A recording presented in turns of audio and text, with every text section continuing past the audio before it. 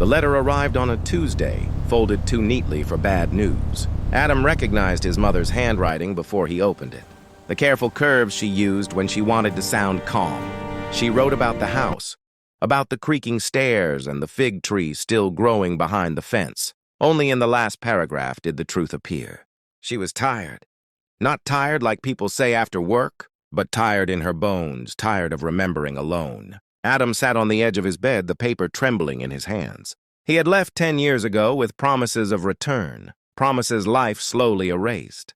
That night he dreamed of his childhood room, the smell of dust and sunlight, and his mother calling his name from somewhere far away.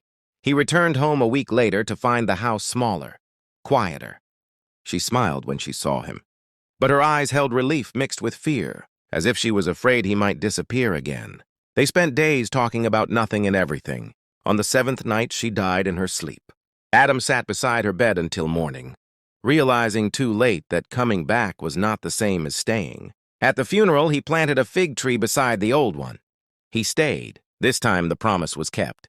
Lena learned to read people by the sound of their footsteps. Her father's were heavy when he was angry, light when he was drunk. The night he didn't come home, the silence was louder than any step. Years later, as a nurse in a city hospital, she heard a familiar rhythm in the hallway outside the trauma room. The man on the stretcher had her father's eyes, older now, softer. He didn't recognize her at first. She cleaned his wounds with steady hands while her chest burned with words she never said. When he finally whispered her name, it felt like glass breaking inside her. He cried. She did not. He died before sunrise. Lena went to the hospital roof and watched the city wake up. Forgiveness, she realized, wasn't for him. It was for the girl who had listened for footsteps every night and deserved peace.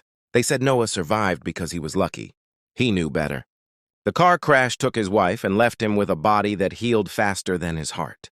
Every morning, he set 2 cups on the table before remembering there was no one to drink the second. One day, he started volunteering at a shelter, repairing broken chairs and leaky pipes. He didn't talk much. Neither did the boy who followed him everywhere, watching silently. Weeks passed before the boy asked why Noah always worked alone. Noah told him some things can't be fixed by anyone else. The boy nodded, then handed him a crooked drawing of 2 people standing under the same roof.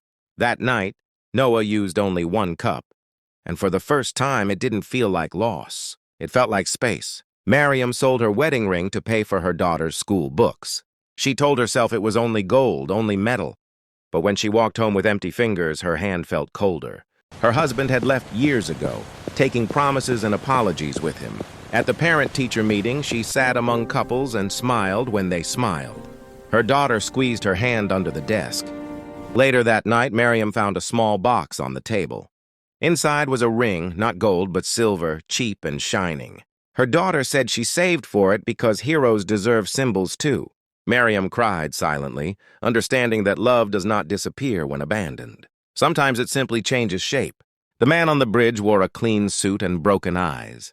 Julia stopped because something in his stillness felt final. She didn't say the right words. She said she was afraid of heights too. He laughed, surprised. They talked about small things, the color of the river, the cold wind. When police arrived, he was sitting beside her, shaking. Weeks later, Julia received a letter. He wrote that her fear reminded him he wasn't alone in his. She folded the letter and placed it in her pocket, carrying it like proof that strangers can change the direction of a life without ever knowing how close they came to losing it. Samuel recorded messages he never sent. His phone was full of apologies, confessions, laughter meant for someone who stopped listening. When he finally deleted them, his hands shook. He expected pain. Instead, there was quiet. He went for a walk and noticed the world had continued without his permission. Children played. Dogs barked. Life moved. That night, he recorded a new message, not for anyone else, but for himself. He said he was allowed to begin again. When he pressed save, it felt like breathing after being underwater too long. Aisha was told she was too soft for the world. She believed it until the day she stood in court, her voice steady as she described everything she survived. The man who hurt her avoided her eyes. When the judge spoke, Aisha felt something unlock inside her chest. Outside, the sky was wide and painfully blue. She cried, not from fear, but from release. Strength, she learned, was not the absence of softness. It was standing tall with it intact. On his last day at work, the old watchmaker left the shop unlocked. People came in, surprised to find him sitting quietly, hands resting on his knees.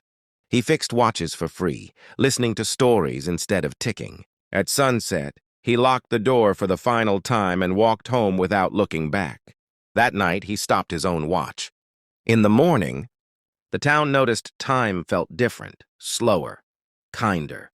No one knew why, but everyone felt it. Some endings, it turned out, leave behind more life than beginnings ever could.